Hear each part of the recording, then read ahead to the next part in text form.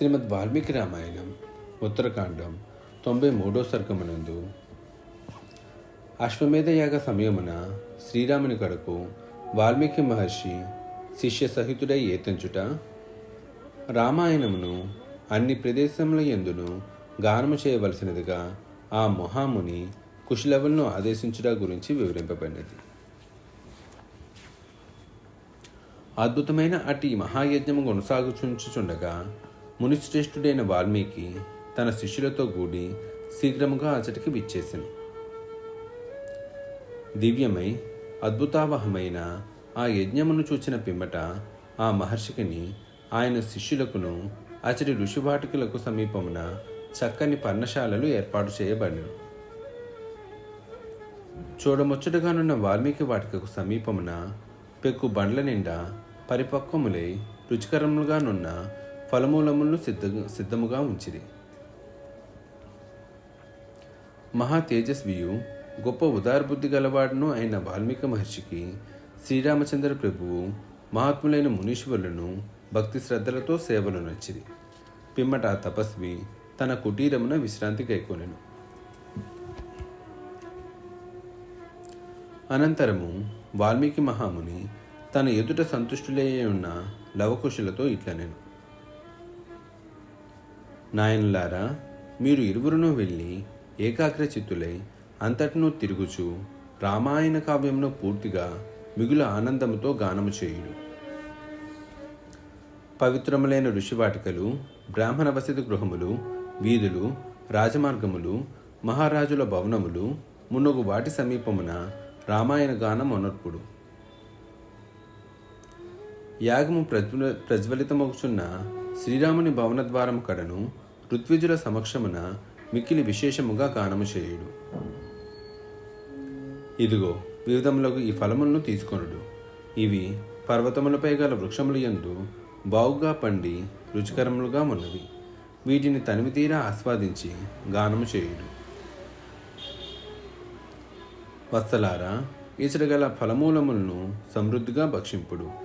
ఇందువలన ఈ నగరమునకు ఆవలర రాజులు నివసించు ప్రదేశములకును ఋషుల కుటీరముల కడకును వెళ్ళి గానము చేయుచున్నప్పుడు ఏమాత్రమూ అలసట కలుగవు. అయోధ్యాధిపతి అయిన శ్రీరాముడు మీ గానమాధుర్యమును అనుభవించుటకు ఆహ్వానించినచో ఆ ప్రభు సమక్షమునను అచట ఆసీనులై ఉన్న మునీశ్వరుల ఎదుటను వినమ్రులై శ్రావ్యముగా గానము చేయుడు. నేను ఇంతకు ముందు రామాయణం నందలి సర్గలను వాటి ఎందలి శ్లోకముల సంఖ్యలను నిర్దేశించి ఉంటిని. ఆ విధముగా మీరు ప్రతిదినము నందును 20 సర్గల చొప్పున మధుర స్వరములతో గానము చేయుడు. మీరు గానము చేయు సమయముల్లో ఏమాత్రము ధనలోభములకు లోను కాకూడదు. ఏలన మనము ఆశ్రమవాసులము, ఫలమూలములను భక్షించుచూ జీవించువారము కనుక మనకు ధనంతో పని ఏమి? ఒకవేళ శ్రీరామచంద్ర ప్రభువు, నాయనులారా, మీరు ఎవరి కుమారులు అని అడిగినచో మేము వాల్మీకి మహర్షి శిష్యులము అని మాత్రము ఆ ప్రభువునకు తెలుపుము. ఈ వీణాతంత్రులు మధుర స్వరములను పలుకును. ఇందు షడ్జాతి సప్తస్వరములు ఆయా స్థానముల్లో అపూర్వంగా ఏర్పరచబడినవి.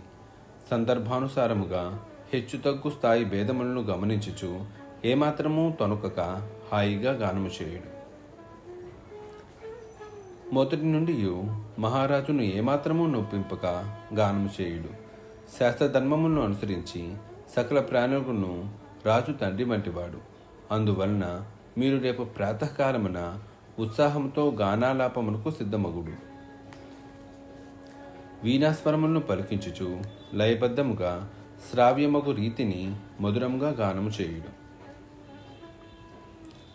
మహాయశస్వియు దయాహృదయుడును ప్రచేస్తుని కుమారుడును అయిన వాల్మీకి మహాముని కుశలవులకు ఇట్లు పెక్కు విధములుగా హితవచనములను పలికి మిన్నకుండెను.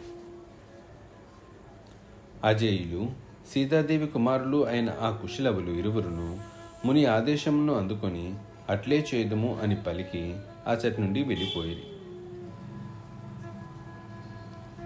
శుక్రాచార్యుని నీతి సంహితను అశ్విని కుమారుల వలె ఆ కుశలవులు ఋషిప్రోక్తములై అద్భుతములగు ఆ హితవచనములను తమ హృదయములందు పదిలపరుచుకొనిది.